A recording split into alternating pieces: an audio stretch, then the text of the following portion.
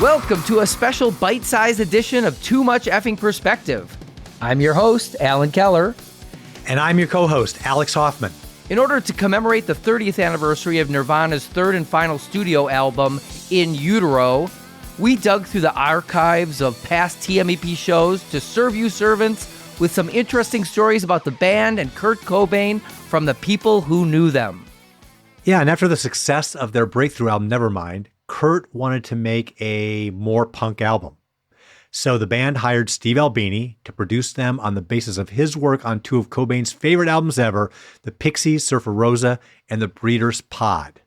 However, the record label didn't like the final product, thought it was too raw, and almost forced the band to re-record the whole thing. Yikes. Fortunately, they didn't, because In Utero ended up both a critical and commercial success. Yeah. Amazing. And we're going to get some anecdotes about Kurt from the people who knew him. Garbage's Butch Vig, who was also the producer of Nevermind, Brian Ritchie from the Violent Femmes, and Steve Turner from Mudhoney. These are great stories that you probably have not heard before. So sit back and sip your cup of Pennyroyal tea as Too Much Effing Perspective salutes the 30th anniversary of Nirvana's In Utero.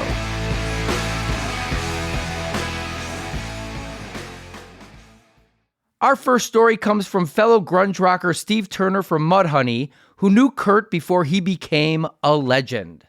He was very shy. You know, we did a lot of shows together and we would see each other quite often, but I just couldn't find a way in. We had nothing to talk about, it seemed like. I mean, Novoselic, he just wants to talk about Mustang guitars and goofy, weird shit like that. You know, I'd known Chris way before Nirvana started because he was just the dude that was also in the Melvin's van in the early Melvin days.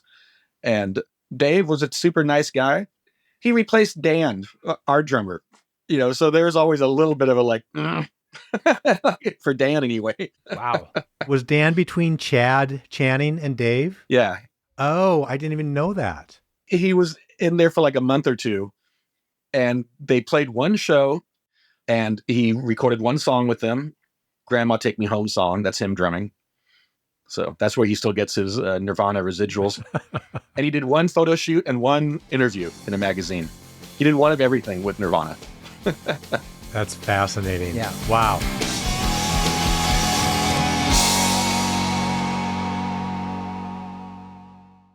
Our next story comes from Violent Femmes bassist Brian Ritchie, who was on tour with Nirvana the moment Kurt's star began to ascend and saw firsthand the toll it would take on him.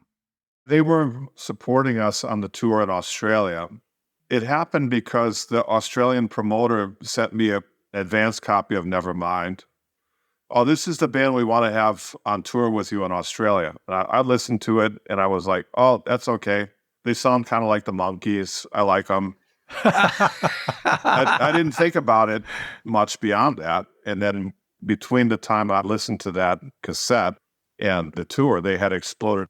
So here we were in a position where we were touring Australia with the biggest band in the world, opening the show for us. And we told them, you guys are bigger than us now. Do you want to swap slots? And no way. We can't follow you. Because they knew that we were a better live band. So that's how it worked on that tour. But it was also bittersweet because Kurt was obviously having such a hard time and you know, he was in misery aside from the time when he was playing music or listening to us. Because, like, he would just set up on stage and he was huddled in a blanket. But he had issues. He was on drugs.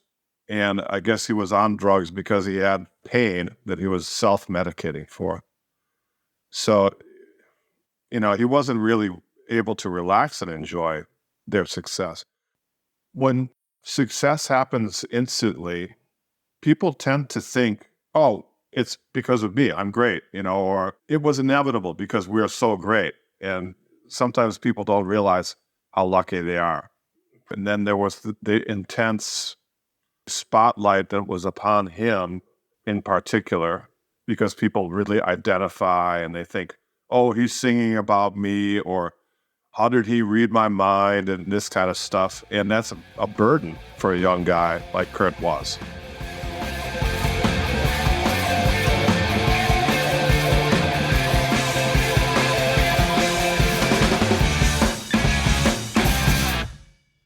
And our last story comes from Nevermind producer Butch Vig, who perhaps pinpoints the exact moment when the 80s stared into the face of the 90s and realized it had reached its final countdown.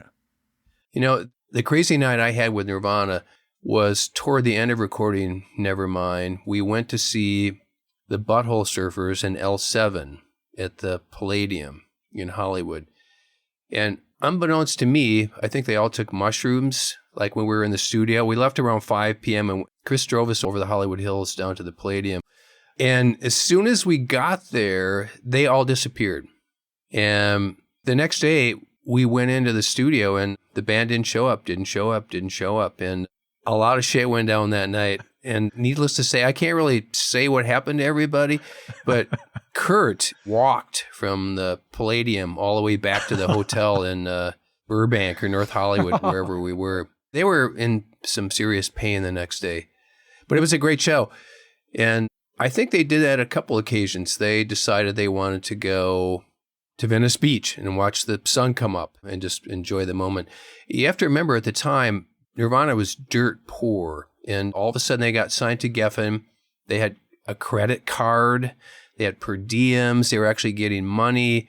They were living large, man. So they fully embraced that. I went over to their apartment. We rented the Oakwood Apartments, which we called the Cokewood Apartments, because it was mostly young actors and musicians. And the band right across the pool for them was Europe. Oh. The final countdown. And they were really good looking guys, all blonde hair, Scandinavia, and they had beautiful girlfriends. And here's Nirvana, like really scruffy, sitting across the pool from them. And it's funny to think about now, but Teen Spirit, when that came out, that kind of was the nail in the coffin for a lot of the hair metal bands that had risen out of the 80s. That might have been the last time that Europe had poolside accommodations. Who knows? Yeah.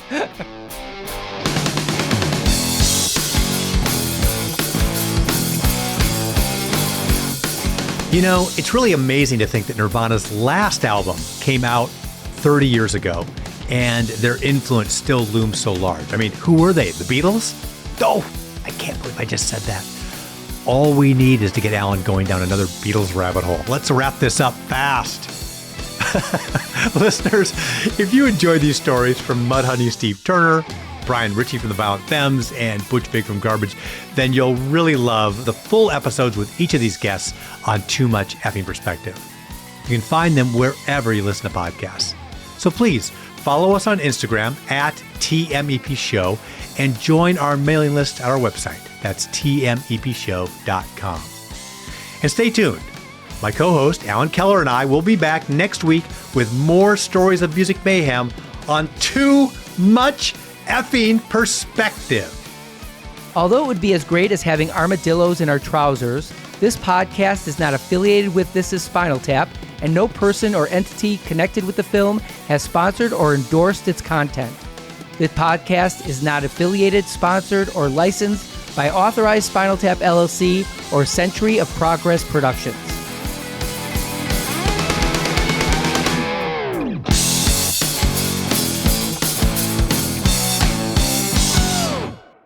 Too Much Effing Perspective is a Milwaukee Talkies original. Evergreen Podcast Network.